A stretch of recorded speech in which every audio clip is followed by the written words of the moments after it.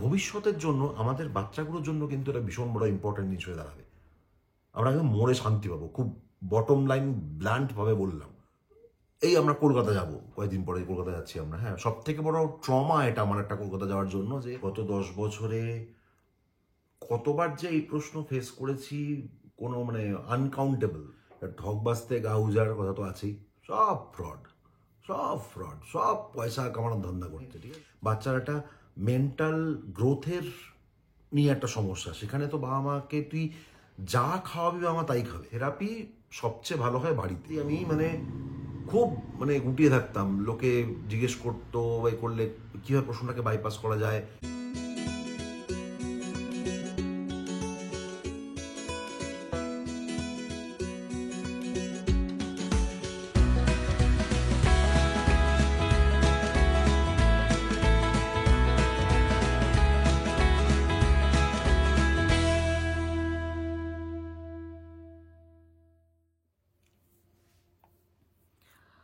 Madly বাঙালির নতুন একটা ভিডিওয় সবাইকে জানাই নমস্কার, সবাইকে ওয়েলকাম।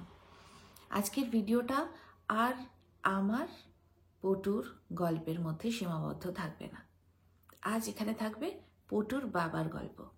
পটুর বাবাকে আপনারা দেখেছেন আইটি নিয়ে কাজ সংক্রান্ত নানা রকম ভিডিও বানাতে, বা ওর গানের কিছু ভিডিও আপনারা এতদিন দেখেছেন। কিন্তু আজকে কথা থাকবে ওর বাবার কিছু মনের কথা।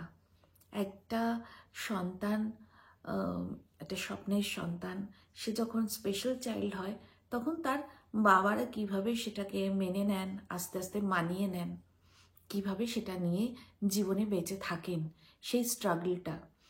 একটা বাচ্চাকে বড় করার জন্য একটা মায়ের যতটা আত্মত্যাগ আছে, বলিদান আছে, আরও যা যা সমস্ত কিছু মায়েরা করে থাকেন আর কি, ঠিক ততটাই বাবাদেরও থাকে। বাবারা হয়তো অনেকটা নিস্তব্ধভাবে আড়ালে থেকে করে যান, যেটা সামনে অতটা আসে না।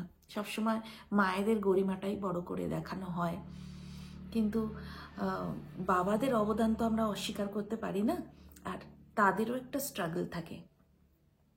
আজকে ছন্দকের মুখ থেকে সেই স্ট্রাগলের গল্পটা শুনবো, আর আশা করি এরকম হাজার হাজার পটু ম্যানের মতো সন্তান যাদের ঘরে আছে তাদের বাবারা এটা রিলেট করতে পারবেন। আসুন একটু ছন্দকের মুখ থেকে প্রথম থেকে গল্পটা ওর জন্য ঠিক কিরকম ছিল সেইটা আজকে জেনে নিই। ছন্দকের সঙ্গে আজকে আমরা কথা বলে নেব, আর পটুর অটিজম জার্নিটা ছন্দক কিভাবে দেখেছে সেটা শুনবো। তার আগে আমি বলে দিই, ছন্দকের আজকে বেশ জ্বর ভাব, ঠান্ডা লেগেছে, সুতরাং ওর কথাবার্তা একটুখানি মানে ড্রাউজিনেস থাকবে। ও অলরেডি ক্যালপল আর সেটজিন খেয়ে নিয়েছে। যাই হোক, আজকে আমাদের গল্পটা শুরু করব। গল্প শুনবো একজন স্পেশাল চাইল্ডের বাবা, তার জার্নিটার। তো ছন্দক, তোকে আমি কিছু প্রশ্ন করব। আমি জানি প্রশ্ন ছাড়া তুই ভালো করে উত্তর দিতে পারবি না, খেয়ে হারিয়ে ফেলবি মাঝখানে। প্রথম থেকে আমি তোর জার্নিটা তোর মুখ থেকে শুনবো। এটা আমি বলে দিতে পারতাম, কিন্তু আমার মনে হয় যে সমস্ত স্পেশাল চাইল্ডের বাবারা আছেন আর কি, তাদের তোর মুখ থেকে শুনলে হয়তো বেশি রিলেট করতে পারবেন, আর একটু মনোবল পাবেন। স্পেশাল চাইল্ড বলে কিছু হয় না, সব বাচ্চাই সমান। সব বাচ্চাই সবারই বাবা মা, সবারই সন্তান সমান। ঠিক আছে, ওদের একটু অন্যরকম, ওদের চাহিদাগুলো একটু অন্যরকম, ওদের এক্সপ্রেশনগুলো একটু অন্যরকম। স্পেশাল চাইল্ড যে সবাই সমাজে বলে বেড়াচ্ছে আমি এটাকে মানি না কিছু, ঠিক আছে, হয়তো অ্যাক্টিভিটিগুলো অন্যরকম। আজকে ফর এক্সাম্পল তুই ভাব না, ধর আজকে আমরা যেরকমভাবে কথাবার্তা বলি, এভাবে যদি বাকিরা কথা না বলতো, সবাই যদি পটুর মতো করে বা পটুর মতো আর 5টা বাচ্চার মতো রিয়াক্ট করতাম, তো আমরা সেটাকে তো নর্মাল ধরতাম। তখন তো আমরা সেটাকে বলতাম না যে, তো সেক্ষেত্রে কি বলতো, ভাইসি ভার্সা হতো ব্যাপারটা, যে আমাদেরকে লোকে স্পেশাল চাইল্ড বা স্পেশাল মানে ডিসেবিলিটি সমস্ত কিছু বলতো। একদমই তো, হ্যাঁ, মানে আমরা আজকে নিউরোটিপিক্যাল আর নিউরোডাইভার্স যারা, তাদেরকেই তখন নর্মাল ধরা হতো, নিউরোটিপিক্যালদের তখন স্পেশাল ধরা হতো। তো স্পেশাল চাইল্ড বলে কিছু হয় না। আমরা আমাদের দুনিয়া পার্সপেক্টিভে, আমরা যারা তথাকথিত যারা নর্মাল, তাদের পার্সপেক্টিভে ওরা হচ্ছে স্পেশাল চাইল্ড। তো যাই হোক, আমরা যে সমাজে বাস করি সেইভাবে তো আমাদের ভাবনা চিন্তা করতে হবে। তো সেইভাবেই আমি আজকের ঘটনাগুলো তোর মুখ থেকে শুনতে চাইবো। যে ধর প্রথম যেদিন ধর নয় মানে এটা আমাদের জীবনে হয়েছে আর কি, যে যেদিন তুই প্রথম জানতে পারলি যে হ্যাঁ পটু কিছু একটুখানি অন্যরকম আর কি, তো তোর প্রথমবার কি মনে হয়েছিল, কতটা খারাপ লেগেছিল, বা তুই ঠিক কিভাবে এটাকে নিয়েছিলি? আমার সত্যি কথা বলতে আমার খারাপ লাগেনি। খারাপ এই জন্য লাগেনি কারণ তোর মনে থাকবে হয়তো আমি যখন পটু যখন হওয়ার পরে 2014 29 আগস্ট যখন পটু হলো, তারপর ওখান থেকে হসপিটাল থেকে বেরিয়ে দিয়ে যখন প্রথম বাবার বাড়িতে গেলি আর কি, সেখানে গিয়ে তুই প্রায় 3 সপ্তাহ 4 সপ্তাহ মতো ছিলিস। তারপর যখন তুই দমদমের বাড়িতে এলি আমাদের বাড়িতে আসার পরপরই কিন্তু আমি আমার একটা সামহাও একটা মনে হচ্ছিল, মানে এটা কোনো সায়েন্টিফিক জাস্টিফিকেশন নেই অবভিয়াসলি, বাট আমার মনে হচ্ছিল যে কিছু একটু অন্যরকম লাগছে। অন্যরকম ইন দ্য সেন্স কেন বলছিলাম, মানে ওর তাকানো, ওর হাত পা নাড়ানো একটু অন্যরকম লাগছে। মানে আমি নিজে সিঙ্গেল চাইল্ড, ঠিক আছে, আমি অত বাচ্চা, আমার কোনো ভাই বোনের সঙ্গে আমি একসঙ্গে ওভাবে বড় হয়ে ওঠা, আমি নিজে উঠিও নি ওভাবে, বড় হয়েও নি ওরমভাবে সেরকম, মানে নিউবর্ন বেবি তো ছেড়েই দে আর কি, মানে ওরা তো সম্ভবই না আর কি।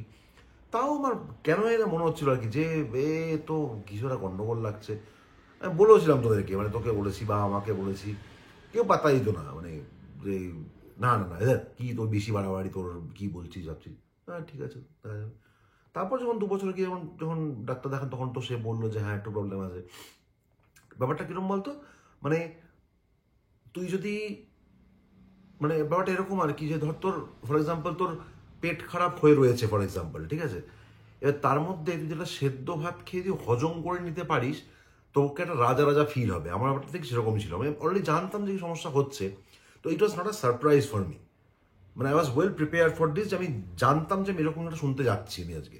তো আমার এখনো মনে আছে যখন সেই ডাক্তার, আমার এখন নাম মনে, নন্দিতা চ্যাটার্জি কারেক্ট, তার কাছ থেকে যখন দেখা করে এসে আমরা ফিরলাম বাড়িতে, মাকে যখন বললাম প্রথম কথাটা, বাবা কাঁদছিল, মা কাঁদছিল, তোর চোখে জল, হ্যাঁ মানে আমি ভাবছি আমি কাকে সান্ত্বনা দেবো, এরকম একটা অবস্থা আর কি। হ্যাঁ, কিন্তু আমার তখন দুঃখ হচ্ছে না, কারণ আমি তো অলরেডি ওটা ঝেড়ে নিয়েছি, আমার তখন অলরেডি ব্যাপারটা হয়ে গেছে।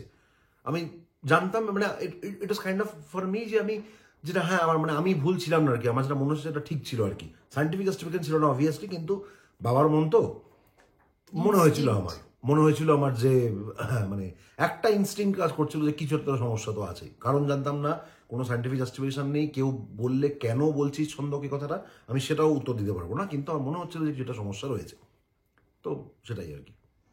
আচ্ছা, এটা তো গেল প্রথম যখন জানলি সেই রিপারকেশনটা আমরা শুনলাম। এবার তারপরে শুরু হলো থেরাপি, এবং থেরাপি কলকাতা, পুনে, ব্যাঙ্গালোর আজ পর্যন্ত প্রচুর থেরাপি চলছে, চলবেও। তো থেরাপি আর অটিজমের চিকিৎসা ভারতবর্ষে এই সম্বন্ধে তোর কি ধারণা? 90% তো ঠগ, ঠিক আছে, ঠগ বাজতে গা উজার কথা তো আছেই, সব ফ্রড, সব পয়সা কামানোর ধান্দা করছে, ঠিক আছে, তো পরিষ্কার কথা, সে হোমিওপ্যাথি বল, অ্যালোপ্যাথি বল, আয়ুর্বেদিক বল, যেই হল না কেন, দেখে নিয়েছে যে এটা একটা বাবা মায়েদের একটা প্রচণ্ড সফট কর্নারের জায়গা। স্বপ্নের সন্তান, তার কোনো রকম সমস্যা হয়েছে, মানে আজকে বাচ্চাদের জ্বর হলে, একটা সামান্য জ্বর হলে, একটু পেট খারাপ হলে বাবা মা পাগল হয়ে যায়, সেখানে বাচ্চার একটা মেন্টাল গ্রোথের নিয়ে একটা সমস্যা, সেখানে তো বাবা মাকে তুই যা খাওয়াবি বাবা মা তাই খাবে, সেখানে তুই তাকে গিয়ে বলিস যে হ্যাঁ এটা করো, তাই করবে। আমরা তাই করেছি। আমরা পুনে আমরা কলকাতায় অতটা বেশি হাইফাই ট্রিটমেন্টের দিকে যেতে পারিনি বা যাইনি। পুনে শিফট করার পরে আমরা মুম্বাইতে গেছি ডাক্তার দেখাতে, মারাডের কাছে ডাক্তার দেখাতে গেছিলাম, 12,000 টাকার মেডিসিন দিয়েছিল, হোমিওপ্যাথি মেডিসিন দিয়েছিল 12,000 টাকার, মানে অদ্ভুত দিয়েছি। 20,000 টাকা 6 মাসের ওষুধ, ও হবে তো, এমন মনে নেই আমার এখন, হ্যাঁ দিয়েছিল। তারপরে পুনে যাওয়ার আগে আমরা কলকাতায় কেতান মেটালকে দেখিয়েছিলাম, সেও প্রচুর টাকার ওষুধ দিয়েছিল, সেখানে কি কাজে কাজ তো কিছু হয়নি, তুই আর বাবা ডেঙ্গু বাঁধিয়ে এসেছিলিস, আমার এটা মনে আছে এখনো। তখন পুনে শিফট করবো নাকি তোদেরকে দেখবো, আমার প্যাকিং করবো, আমার সমস্ত চলছে, তোর যখন ডেঙ্গু বাঁধি চলে এলি, এমন একটা বাজে জায়গায় সে ডাক্তার, এত বড় ডাক্তার এসে এসেছিল যে এখানে মানে মশার পুরো মানে আতুর ঘর আর কি। যাই হোক, সেটা কিছু বলার নেই। তো যেটা সবাইকে মোদ্দা কথা বলার, থেরাপি সবচেয়ে ভালো হয় বাড়িতে, আপনি নিজে বা আপনার ওয়াইফ, মানে আমি ছেলেদের জন্য বাবাদের জন্যই বলছি কথা, যেহেতু ভিডিওটা বাবাদের জন্য, আপনার হয়তো খুব টাইম হবে না অবভিয়াসলি, মানে কাজকর্ম করে অফিস করে আর অতটা সময় পাওয়া যায় না, আমি নিজেও পাই না, অনেস্টলি আমিও পাই না। যা করে এখানেও রেশমি করে। আমি যেটা চেষ্টা করি আর কি, যে শনি রোববার করে যদি থেরাপি ক্লাসগুলো থাকে সেগুলো ঠিকঠাক সময় নিয়ে যাওয়া, এবং সোম থেকে শুক্র পটুর যে স্কুলগুলো থাকে আর কি সেটাতে টাইমে টাইমে পৌঁছে দেওয়া, নিয়ে আসা, দেওয়া আসা এগুলো করি আর কি, এবং টিচারদের সঙ্গে টুকটাক কথাবার্তা বলা এগুলো করি। যেটা অবশ্যই তোমরা বা আপনারা করবেন আর কি, সেটা হচ্ছে যে যদি দেখেন যে যে থেরাপিটা করাচ্ছে একটু না মনিটর করার চেষ্টা করবেন, যে যে থেরাপি দিচ্ছে একটু কথা বলে দেখবেন যে হ্যাঁ আমি একটু থাকতে চাই, যে যখন থেরাপিটা আপনি করাচ্ছেন ক্লাসটা আমি একটু পাশে থেকে দেখতে চাই, মানে ইন দ্য সেন্স এরকমভাবে যে আর কি, যে আমি যাতে আপনি যেগুলো করাচ্ছেন আমি দেখে সেগুলোকে বাড়িতে এগুলোকে ইমপ্লিমেন্ট করতে পারি, এরকম যদি অ্যাপ্রোচটা নিয়ে যান তাহলে মানে তারা না করতে পারবে না। না, কিছু থেরাপি সেন্টারে বাবা মাকে অ্যালাউ করে না। কিছু সেগুলো প্রচুর হাইফাই জায়গা, সেটা নর্মাল কোর্সে যদি রিকোয়েস্ট করা যায় তাহলে তারা অ্যালাউ করা উচিত তাদের, ঠিক আছে তো? হ্যাঁ, আমার মনে হয় অ্যালাউ না করলে সেখানে থেরাপি করানো উচিত। এক্স্যাক্ট, তার মানে সেখানে কোনো ঘোটালা আছে, হ্যাঁ, তার মানে সে আইদার ঠিক করে করাচ্ছে না, এবং অথবা সে সেটাকে দেখাতে চায় না, বা ফালতু টাকা মারার ধান্দা করছে, যেটা মোস্ট অফ দ্য কেসেস তাই হয় আর কি। একদমই। তো সেটার জায়গাতে আমার যেটা মনে হয় যে একটু যদি একটু সেন্সিবলি থাকবেন, এবং থেরাপি সেন্টারগুলোতে একটু রেগুলারলি যাওয়ার চেষ্টা করবেন, ঠিক আছে? মানে পুরোটাই বউয়ের কাঁধে ফেলে দেবেন না, ঠিক আছে? অনেকে করে এটা আমি দেখেছি, যে মানে আমার চাকরি আছে, আমার এই আছে সেই আছে, আমার এনগেজমেন্ট আছে করে কাটিয়ে দেয়, এটা করবেন না। কারণ বাচ্চাটা তো আপনাদের দুজনের, তো হ্যাঁ, তো যতটা আপনার বইয়ের রেসপন্সিবিলিটি অতটা কিন্তু আপনারও রেসপন্সিবিলিটি, তো দুজনকে কিন্তু মিলে কিন্তু এই লড়াইটা জিততে হবে। হ্যাঁ, আর আমি বলবো না এটা যে আপনি লড়াই করলে আপনি জিতবেনই তার কোনো গ্যারান্টি আছে, ঠিক আছে? কিন্তু জীবনে তো হাজারটা জিনিস তো অনেক কিছু থাকে। একটা গান আছে না, ওই যেটা কি না মনে পড়ছে না বাবা, যেটা ছিল না সেটা না পাওয়াই থাক, সব পেলে নষ্ট জীবন। হ্যাঁ, কারেক্ট। সব পাওয়া তো হয় না, অনেক কিছু জীবনে পাননি, তো সেই নিয়ে কি আফসোস করে অন্য কাউকে দোষারোপ করেছেন? করতে পারেননি তো। এটাকে সেরকমভাবে ধরে নিন একটা, যে এটা একটা জীবনের একটা ফেজ, আপনার এই ফেজ একসময় কেটে যাবে, এটুকু আমি আশা রাখি এখনো। আমার ছেলের পটুর 11 বছর বয়স হতে চললো, এই 2025 আগস্টে ওর 11 বছর বয়স হয়ে যাবে, ও এখনো কথা বলে না, এবং আমি আশা, এবং এগেন মানে বাকিরা হয়তো আশা রাখে যে ও একদিন কথা বলবে, আমরা আপনাদের প্রচুর কমেন্ট দেখেছি যে হ্যাঁ ও ঠিক হয়ে যাবে, কথা বলে যাবে। আমি এখনো বিং ভেরি প্র্যাকটিক্যাল, আমি বলবো পটু কোনোদিন কথা বলবে না, আমি এটা ধরে নিয়ে কিন্তু এগোচ্ছি। আপনারা আমাকে গালাগালি দিতে পারেন তার জন্য যে পেসিমিস্টিক কেন হচ্ছি, না আমি পেসিমিস্টিক, আমি প্র্যাকটিক্যালি কথা বলছি। জেনারেলি দেখা যায় 11 বছরে এসে যদি কথা কেউ না বলে তার হয়তো আর স্পিচটা আসবে না, এবং most of the autistic cases এটা প্রচুর আমি পড়াশোনা করে দেখেছি। অবভিয়াসলি গুগল, মানে সেটাকে আপনি মানে মানে বেসলেস এক্সাম্পল বলতে পারেন, কিন্তু এটা কিন্তু সত্যি কথা যে 11 বছর পরে যে স্পিচ নতুন করে ডেভেলপ হওয়াটা কিন্তু একটু মুশকিল। কিছু রেয়ার কেসেসে হয়তো কেউ 14 বছর গিয়ে কথা বলেছে আপনি বলতে পারেন, বা 13 বছর গিয়ে কথা বলেছে আপনি বলতে পারেন, কিন্তু মোস্ট অফ দ্য কেসে এটা হয় না। তো আমি খুব একটা আশা রাখি না। তার মানে কি আমি যে ওকে থেরাপিতে নিয়ে যাবো না বা ওকে স্কুলে নিয়ে যাবো না, তা নয়। ওকে মূল স্রোতে আনানোর জন্য কিন্তু কথা বলাটা কিন্তু সব কিছু নয়। কথা না বলে কিন্তু অনেক কিছু করা যায়, ঠিক আছে? এখন অল্টারনেটিভ কমিউনিকেশনসের অনেক কিছু অপশন রয়েছে, ঠিক আছে? ওকে যদি অ্যাটলিস্ট কিছু রকমভাবে ও যাতে নিজের নিডটা প্রকাশ করতে পারে, আপনার বাচ্চার ক্ষেত্রে আপনি এটা চেষ্টা করুন যাতে নিডটা প্রকাশ করতে পারে, এরকম কিছু একটা যদি চিন্তা ভাবনা করুন। আপনার ওয়াইফের সঙ্গে কথাবার্তা বলুন, প্রচুর মানে ডকুমেন্টস রয়েছে ইন্টারনেটে অ্যাভেলেবেল, সেগুলো পড়াশোনা করুন। মানে প্রচুর পডকাস্ট, প্রচুর স্টাডিজ রয়েছে যারা ইউটিউবে অ্যাভেলেবেল আছে, সেগুলো একবার দেখুন। আমার মনে হয় ওগুলো একটু রেফার করাটা দরকার, এবং দুজন মিলে হাতে হাত ধরে লড়াই করতে হবে, পরিষ্কার কথা, বটম লাইন ওটাই। দুজনকে হাতে হাত ধরে লড়াইটা করতে হবে, ছেড়ে দিলে কিন্তু হবে না। এবার আমি একটা প্রশ্ন করছি তোকে, যেটা হচ্ছে যে মায়েরাও আজকাল চাকরি করে, হ্যাঁ, কিন্তু এরকমও দেখা যায় যে আমাদের মতো অনেক মাই আছে যারা পুরো টাইমটাই বাচ্চাকে দেয়, বা চাকরি ছেড়ে দিয়েছে জানার পরে যে আমার বাচ্চা স্পেশাল চাইল্ড, তার অনেকটা সময় লাগবে, এরকম মাও আছেন যে চাকরি ছেড়ে দিয়ে পুরো টাইমটা বাচ্চাকে দিচ্ছেন। তো সেক্ষেত্রে সে সম্পূর্ণ টাইমটা ধর বাচ্চার সঙ্গে থেরাপি সেন্টার, স্কুল এগুলোতেই কাটাচ্ছে, কিন্তু একজন বাবাকে কিন্তু অফিস যেতে হচ্ছে, অফিসের সমস্ত রকম মানে গ্যাদারিং এ যেতে হচ্ছে, সবার সাথে মিশতে হচ্ছে, এবং সেখানে এই ধরনের প্রশ্ন আসে, আমার বাচ্চা 5-এ পড়ে, তোমার বাচ্চা কি করছে, আমার বাচ্চা ক্যারাটে ক্লাসে যায়, আমার বাচ্চা এই শিখছে ওই শিখছে, তোমার বাচ্চা কি করছে। তখন ওই জায়গাগুলো একজন বাবা ফ্রাস্ট্রেটেড না হয়ে, ভেঙে না পড়ে কিভাবে এটা হ্যান্ডেল তো করবে? ভীষণ ভীষণ রিয়েলিস্টিক এক্সাম্পল। মানে আমি গত 10 বছরে কতবার যে এই প্রশ্ন ফেস করেছি কোনো মানে আনকাউন্টেবল, মানে গুণে শেষ করতে পারবো না। আমি এতবার এই প্রশ্ন ফেস করছি উঠতে, মানে ফ্ল্যাট থেকে বেরোচ্ছি, লিফটে নামছি, একজন বাবার সঙ্গে দেখা হলো, আরে এই তো যাচ্ছি, কোথায় যাচ্ছ জিজ্ঞেস করলাম, হয়তো সে বলছে যে হ্যাঁ এরকম যাচ্ছি বাচ্চাকে ক্যারাটা ক্লাসে দিতে বা আঁকা ক্লাসে দিতে। আচ্ছা, ও তোমার ছেলে কোন ক্লাসে পড়ে? এবার প্রশ্নটা হচ্ছে তুমি চুপ থাকবে নাকি তুমি তাকে তখন ওই লিফটের মধ্যে ওই 5তলা থেকে গ্রাউন্ড ফ্লোরে নামার সময় তাকে এক্সপ্লেনেশন দেবে যে অটিজম কি, যে কেন মানে আমার বাচ্চা তোমার বাচ্চার মতো ক্যারাটে ক্লাসে যায় না বা আঁকার স্কুলে যায় না, বা মানে এটা একটা বড় মানে ডিসাইসিভ ব্যাপার আর কি। হ্যাঁ, মানে যে তুমি কিভাবে ব্যাপারটাকে প্রয়োগ করতে চাও। আমি ইনিশিয়ালি না মানে একটু গুটিয়ে থাকতাম, সেই কনফিডেন্স, মানে আমি এখনো বলছি, মানে আমাদের প্রায় 6 বছর হয়ে গেল ব্যাঙ্গালোরে। এখানে আসার মানে কোভিডের টাইম অব্দি আমি বলছি, 2020 অব্দিও আর কি, যখন কোভিড পুরো পিকে চলছে, তো তখন অব্দি আমি মানে খুব মানে গুটিয়ে থাকতাম। লোকে জিজ্ঞেস করতো বা করলে কীভাবে প্রশ্নটাকে বাইপাস করা যায়, অতটা কনফিডেন্ট ছিলাম না আমি যে কি করে বলবো, কি করে বলবো থেকে বড় কথা কি বলবো এক্স্যাক্টলি। এবং সবাই তো সমান সেন্সেবল হয় না। অটিজম ব্যাপারটাকে বা স্পেশালি এবল্ড বাচ্চাদের জন্য, এডিএইচডি সমস্ত বাচ্চাদের আছে, এদেরকে অ্যাকসেপ্ট করার জন্য একটা অনেক বড় মানসিকতার প্রয়োজন হয়, যেটা আমাদের সমাজে ভীষণ অভাব। খুব অনেস্টলি আমি বলছি, ভীষণ অভাব। এটা আজকে হয়তো আমাদের বাচ্চা স্পেশাল চাইল্ড হয়েছে বলে আমি বলতে পারছি। আজকে যদি আমার বাচ্চা আর 5টা বাচ্চা মতো হতো, আমি তো জানতামও না যে বাকি 5টাও আমার লড়াইটা কীরকম হয়। আজকে আমি নিজে লড়াইটা ফেস করছি বলে আমি জানছি আমাদের সমাজ কোট আনকোট শুনে রাখুন ভীষণ ভীষণ মানে ভীষণ ইনসেন্সিটিভ বেসিক্যালি। আমি আমি আই উইল নট মানে camouflage my word, it's very insensitive. ঠিক আছে, তো মানে মানুষ না মানে মানুষের দুঃখ দেখতে ভালোবাসে, এবং অনেকে আছে আমি দেখেছি মানে যারা জানে যে আমার ছেলের সমস্যা আছে, রেশমির ছেলের সমস্যা আছে, তারপরেও তারা এসে জিজ্ঞেস করবে কোন ক্লাসে পড়ে গো, ও আচ্ছা, ও আচ্ছা, আহারে, ইস, এই সমস্ত এক্সপ্রেশন দেয়। এগুলো যে আমাকে কতটা আঘাত করে। আরো আরো বলে আমি না মানে আমার ছেলে বলে মানে যে পটুর থেকে বয়সে ছোট, আমার ছেলে বলে মা দাদা কবে ঠিক হয়ে যাবে, মানে হয়তো বাচ্চাটা বলে বাড়িতে, কিন্তু সেটা আমাদেরকে এসে এইভাবে ডিসক্রাইব করার কি দরকার আর কি। আরো অনেকে আছে, হ্যাঁ হ্যাঁ আমার না ওই তমুক দাদার অমুক ভাইপোর তার জ্যাঠতুতো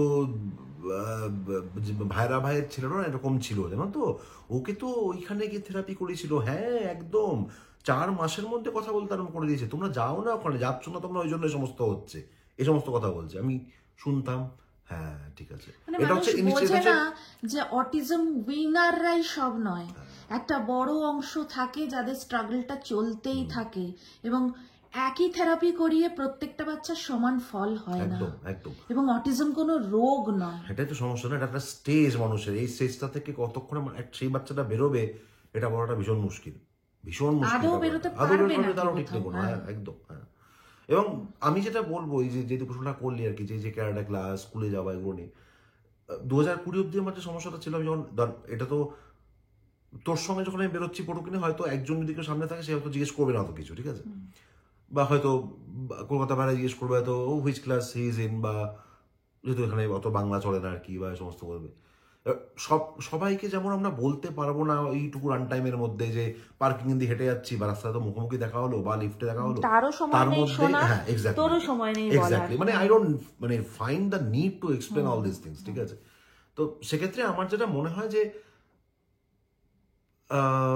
হ্যাঁ মানে স্কুলে যায়, অত ক্লাস ফাস হ্যানা তেনা এত কিছু বলার দরকার নেই, কোন ক্লাস পড়লে হ্যাঁ ওই স্কুলে দিয়েছি আর কি, এরকম কিছু একটা। এবার যদি আপনার বাচ্চা অনেকটা বড় হয়ে গিয়ে থাকে অলরেডি, তাহলে স্কুলে যায় বললে হয়তো এ করবে, but let them figure it out. মানে তাদের যদি ওই সেন্সটা যদি নিজের থেকে গ্রো না করে না, মানে আমি আপনারটা তো ইনজেক্ট করতে পারবো না, এটা তো মানে ওই জ্বরের প্যারাসিটামল ইঞ্জেকশন, মানে জ্বর হয়েছে ইঞ্জেকশন দিয়ে দিলাম একটা, এরকম তো নয় ব্যাপারটা।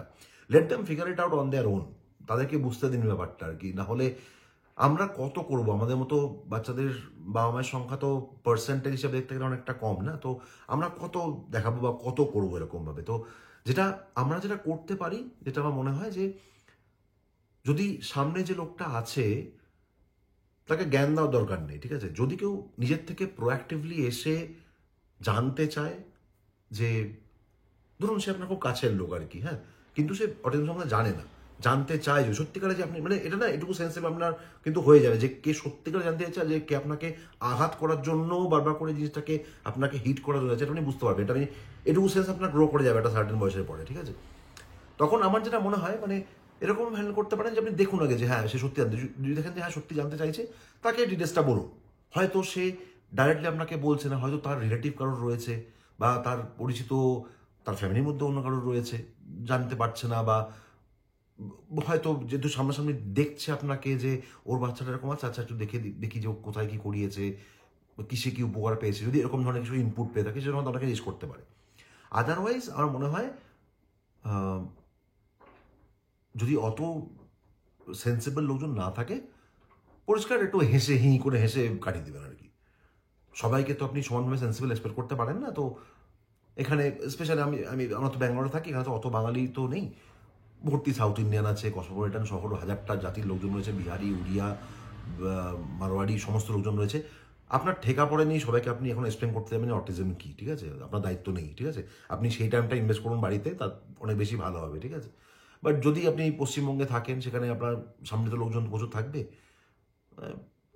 এই আমরা কলকাতা যাব কয়েকদিন পরে, কলকাতা যাচ্ছি আমরা, হ্যাঁ। সব থেকে বড় ট্রমা এটা আমার একটা কলকাতা যাওয়ার জন্য, যে কলকাতার লোকজন না স্পেশালি, আমি এটা মানে বলতে কোনো লজ্জা নেই আমার, আমাকে মানে খারাপ ভাবতে পারেন, কলকাতার লোকজন স্পেশালি পশ্চিমবঙ্গের লোকজন স্পেশালি বাঙালিরা মানে লোককে আঘাত দিয়ে এত আনন্দ পায় না, কি বলবো আপনাকে, মানে জানে, জন্ম থেকে দেখছে, ছোটবেলা থেকে দেখছে পটুকে যে হ্যাঁ ওর সমস্যা রয়েছে, তারপরও যখন এই বছরে একবার করে আমরা কলকাতা যাই, তখন এসে করবে কিরে কথা বলছে না, ও এখনো কথা বলছে না, না ব্যাস হয়ে গেল। আবার দুপায়ে গিয়ে রাস্তায় গেলেন, ও আচ্ছা, ও কথা বলছিল না এখনো, ও আচ্ছা ডাক্তার দেখিয়েছো, ও আচ্ছা আচ্ছা আচ্ছা, ওর মায়েরই বোধহয় কিছু সমস্যা ছিল বোধহয়, না হ্যাঁ, প্রেগনেন্সির ওষুধ ঠিকঠাক করে খায়নি, না হ্যাঁ আচ্ছা ওই জন্য, হ্যাঁ তুমিও তো সিগারেট ফিগারেট খাও, ওই জন্যই বোধহয় তোমার হয়নি, হ্যাঁ ওই জন্যই হয়েছে সমস্যাগুলো, হ্যাঁ বলে পাঞ্চিপতি চলে গেল। এই ধরনের প্রচুর কথাবার্তা কিন্তু শুনতে হবে। এবার আমার পরের প্রশ্ন, আমি জানি তুই ওই ঘটনাগুলোর সময় আমার সঙ্গে ছিলি।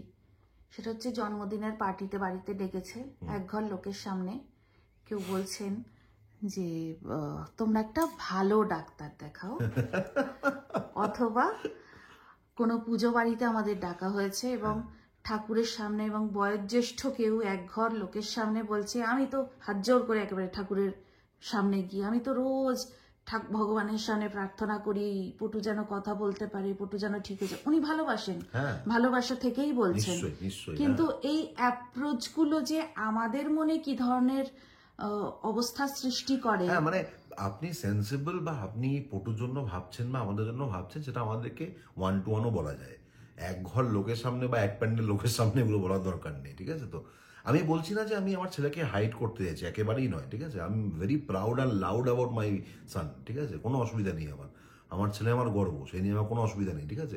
পয়েন্টটা একটাই যে আপনাদের মানসিকতাগুলো একটুখানি চেঞ্জ করুন, ঠিক আছে? মানে আপনি হয়তো মন থেকে ভালো চেয়েই হয়তো বলছেন ব্যাপারটা, কিন্তু শুনতে বা আমরা যখন সেটাকে মানে মানে রিসিভিং এন্ডে আছি না, তখন ব্যাপারগুলোকে খুব অড লাগে আর কি, যে এরকম ভাবে একটা বাকি লোক তো ব্যাকগ্রাউন্ড জানি না, দে আর ক্লুলেস, কি বলছে কি বাচ্চা, হয়তো পুরো তখন সামনে নেইও, হ্যাঁ। তো একটু বুঝে শুনে আপনারা কথাগুলো বলবেন আর কি, যে মানে এগুলো যেটা বললাম আর কি, মানে এগুলো আমাদের মতো বা আমাদের না মানে কনফিডেন্স তো আমাদের একটুখানি কম থাকে তো সব বিষয়ে, লড়াই করতে করতে সারাদিন প্রত্যেকদিন যদি মানে আপনি যদি মানে ওই তীর ধনুক নিয়ে বেরিয়ে পড়েন, প্রত্যেক সকাল হচ্ছে তীর ধনুক নিয়ে বেরিয়ে পড়ছে আর কি, লড়াই করতে, ওটা ব্যাপার আমাদের আর কি, সেই মানে মহাভারতের যুগের মতো। মাঝে মাঝে তো ছুটি লাগে, আমরা সেই ছুটি নেই তো আমাদের, 7 দিন 24 ঘন্টা 365 দিন আমাদের চলছে। হ্যাঁ মানে আমরা ওই ছুটিগুলোর জন্যই ধরুন কোনো বার্থডে পার্টিতে গেছি, পিকনিকে গেছি, সেখানে গিয়ে আপনি বলছেন যে আমাকে তীর ধনুক তুমি নভেম্বর করে আবার শুরু করতে হবে, এটা তো হয় না এরকম ভাবে, না সহজভাবে দেখতে হবে ব্যাপারটা এরকমই আর কি। তো একটু সেন্সিবলি কথা বললে ভালো হয় আর কি। আর আরেকটা যেটা কথা আর কি, যেটা আমি মানে আগেও দেখে মানে কিছু ঘটনা শুনলাম আর কি, সেটা হচ্ছে যে প্রচুর বাবারা এরকম আছেন আর কি, যারা মানে নিজেদের অবভিয়াসলি মানে নিজেদের উইশেই বাচ্চা নিয়েছেন এবং বাচ্চা হয়েছে এবং বাচ্চা স্পেশাল চাইল্ড হয়েছে, তারা ব্যাপারটাকে কিছুতেই অ্যাকসেপ্ট করতে পারে না। প্রচুর বন্ধুবান্ধব রয়েছে, আমার নিজের কলেজের বন্ধুবান্ধব রয়েছে, আমার অফিসের বন্ধুবান্ধব রয়েছে, প্রচুর রয়েছে, নাম বলবো না অবভিয়াসলি আমি। তারা মানে ব্যাপারটা এখানে কিন্তু মানে মিথ্যা বলার কোনো জায়গা নেই। বাবাদের, আমি কিছু বাবাকে দেখেছি যাদের একসেপ্ট করতে কিন্তু মায়েদের থেকে বেশি ওরে সময় লাগে। বাপ রে, আমি নিজে বন্ধু বান্ধব দেখেছি রে ভাই, ভাবতে পারবি না, ওরা মেনে নিতে পারে না এখনো, কিছুতেই মেনে নিতে পারে না। আমাকে অনেক বন্ধু মানে আমাকে সমস্ত জায়গা থেকে আমাকে ব্লক করে দিয়েছে, হোয়াটসঅ্যাপে ব্লক করে দিয়েছে, আমাকে সোশ্যাল মিডিয়ার সমস্ত জায়গা থেকে ব্লক করে দিয়েছে আমাকে। ও মেনে নিতে পারছে না ব্যাপারটাকে, যে আমি এই যে ধর আজকে তুই যে চ্যানেলটা শুরু করেছিস যখন পটুকে নিয়ে নিয়ে, ওকে আমি পাঠিয়েছিলাম প্রথম লিঙ্কটা যেরকম আমরা করছি বলে, ব্লক করে দিয়েছে আমাকে হোয়াটসঅ্যাপে। আছে আমার বন্ধু বান্ধব এরকম, সে কিন্তু আমার প্রচুর পুরনো বন্ধু, ব্লক করে দিয়েছে আমাকে। ও যেহেতু নিজে মেনে নিতে পারেনি, ছন্দ কি করে মেনে নিল, ও এটাকেই নিতে পারছে না আর কি ব্যাপারটাকে। তো মানে লং স্টোরি শর্ট, যেটা করা উচিত বা আমি যেটা করি আর কি আপনাদেরকে বলি, সেটা মানে আপনি আপনার মতো করে কাস্টমাইজ করতে পারেন। যেটা আমি করি, খুব ছোট ছোট বিষয় না, মানে আনন্দ খোঁজার চেষ্টা করুন, যেটা আমরা ভিডিওতে প্রচুর দেখানোর চেষ্টা করি, যে একটা দিকে একটু অসুবিধা আছে মানে এই নয় যে বাকি সমস্ত দিকগুলো কিন্তু ব্লক হয়ে গেছে, ঠিক আছে। সূর্য কিন্তু সেই পূর্ব দিকে উঠছে, পশ্চিম দিকে অস্ত যাচ্ছে, স্টক মার্কেটের সব কিছুই আপ ডাউন চলছে, মিউচুয়াল ফান্ডেও আপনি রিটার্ন পাচ্ছেন, মাস গেলে মাইনেও আপনার SMS ঢুকছে, অফিসের কাজকর্ম আপনি করছেন, ডালে ফোড়ন পড়ছে, মাছে সর্ষে পোস্ত বাটা পড়ছে, ঠিক আছে। ওগুলো যখন আটকাচ্ছে না, তাহলে আপনার চিন্তা ভাবনাতে একটুখানি প্রোগ্রেসিভনেস আসাতে অসুবিধা কোথায়?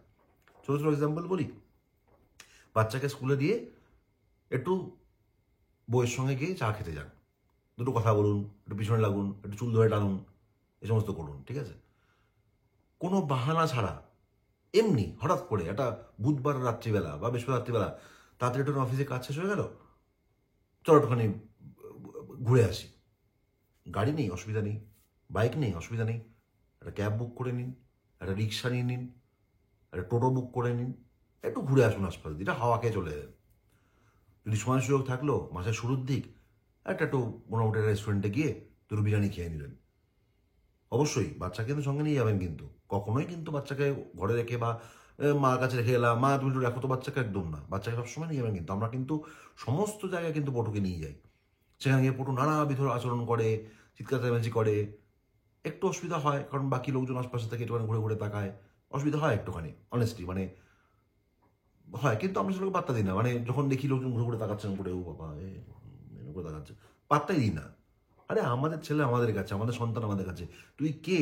তুই দেখবি আমাকে এই আর 1 ঘন্টা আমি থাকবো রেস্টুরেন্টে, তারপর তুই কে? আমি কি চিনিই না, লিভ উইথ ইট, একদম পাত্তাই দেবেন না এই সমস্ত ওগুলোকে। নিজের মধ্যে পজিটিভ ভাইব আনার চেষ্টা করুন। আরেকটা খুব বড় ইম্পর্টেন্ট জিনিস বলুন তো, যেখান থেকে মানে খুব পজিটিভ ভাইব পাওয়া যায় বা একটু মানে পরের দিনকে যে আবার তীর্ধনুকটা বার করতে হয় বললাম না, তীর্ধনুকটা বার করার জন্য একটা শক্তি লাগবে, তো রিটেল থেরাপি ভীষণ ইম্পর্টেন্ট জিনিস। আমার জন্য মোটামুটি ইম্পর্টেন্ট, আমি জামা কাপড়টা পছন্দ করি না, মোটামুটি কালোগুলো গেঞ্জি পরে কাটিয়ে দিই। নিজের ওয়াইফকে, বউকে একটুখানি, জেনারেলি মেয়েরা তোখানে কেনাকাটি করতে ভালোবাসে, আর নাম নিলাম না, এদেরকে না একটুখানি ইনভলভ করুন, মোটামুটি দেখবেন আপনার বউ কিন্তু কেনাকাটি করতে ভালোবাসে, সেটা অনলাইন হোক অফলাইন হোক, সেটা জুডিও হোক, H&M হোক, আপনার ক্ষমতা অনুযায়ী ব্র্যান্ড অনুযায়ী আপনার যেটা সুবিধা হবে আপনি দেখবেন। একটু ওকে দোকান বাজার করতে দিন, মলে নিয়ে যান অ্যাটলিস্ট মাসে 1বার বা 2বার যদি সম্ভব হয়, আপনার আপনার ফিনান্সিয়াল ক্যাপাসিটি অনুযায়ী নিয়ে গিয়ে বাচ্চাকে, আপনার ছেলেকে বা আপনার মেয়েকে আপনি রাখুন। যদি হাঁটতে ইচ্ছা না করে, প্রচুর মলে বসার জায়গা থাকে, ল্যাদ খেয়ে বসে থাকুন, ঠিক আছে। আপনার ওয়াইফকে ফ্রিডম দিয়ে দিন, আপনার ক্রেডিট কার্ডটা বা ডেবিট কার্ডটা দিয়ে দিন, বা গুগল পে থাকলে সেটাকে কিছু টাকা ট্রান্সফার করে দিন, দিয়ে বলুন যে এটা তোর টাকা, তুই রাখ, তুই গিয়ে খরচা কর, তোর মতো করে খরচা কর, সেটা হিসাব চাইবেন না। কিন্তু তাকে কিন্তু কনফিডেন্সটা দিতে হবে আপনাকে, যে তাতে সে যেন পরের দিনকে আপনার জন্য ডাল ভাত মাছের ঝোলটা রান্না করার সঙ্গে সঙ্গে আপনার বাচ্চাটার জন্য যে প্রিপারেশনগুলো করা দরকার, যে রেডিনেসটা তাকে তো করা দরকার, তার স্কুলে পাঠানোর জন্য, তার থেরাপিগুলোর জন্য, তার বাড়ির সমস্ত সারাদিনের ট্যান্ট্রামগুলোকে অ্যাকসেপ্ট করার জন্য বা সেগুলোকে নিয়ে সারাটা দিন চালানোর যেগুলো করা দরকার, সেগুলো সেই শক্তিটা যেন সে পায়, এটা কিন্তু করতে হবে। মানে আপনি হাল ছেড়ে দিতেই পারেন না। আমি প্রচুর ঘটনা শুনছি এরকম, যে বাচ্চা এরকম হয়েছে বলে ডিভোর্স করে চলে যাচ্ছে, এগুলো ঠিক নয়। মানে আজকে আপনার বাচ্চা যদি ঠিকঠাক হতো, আর পাস মানে স্পেশাল এবল চাইল্ড বা স্পেশাল নিড চাইল্ড না হতো, আপনি কিন্তু ওই বাচ্চাকে কাঁধে ধরে নাচতেন। জাস্ট বিকজ বাচ্চারা এরকম হয়েছে, এটা কিন্তু আপনার বইয়ের দোষ নয়। কারণটা কি বলুন তো? অটিজমের কারণ কিন্তু এখনো অবধি আমরা কেউ জানি না। আই রিপিট মাইসেলফ, অটিজম হওয়ার কারণ কিন্তু আমরা এখনো অবধি কেউ জানি না। সায়েন্টিফিক্যালি কোথাও কোনো কিছু প্রুভ হয়নি, অ্যানালিসিস চলছে কিনা বা কোনো রকম কি চলছে কিনা আমি জানিও না সেটা। আমি অ্যাটলিস্ট লাস্ট 10 বছর জবের থেকে আমরা পটুকে নিয়ে এই ব্যাপারটা নিয়ে আমরা স্ট্রাগল করছি। আমরা কিন্তু এখনো অবধি কোথাও শুনি যে হ্যাঁ অথেন্টিক কোনো রকম মানে এটা নিয়ে একটা মানে পর্যালোচনা চলছে বা কোনো রকম মানে অ্যানালিসিস চলছে বা কিছু আমি জানি না এখনো অবধি, ঠিক আছে?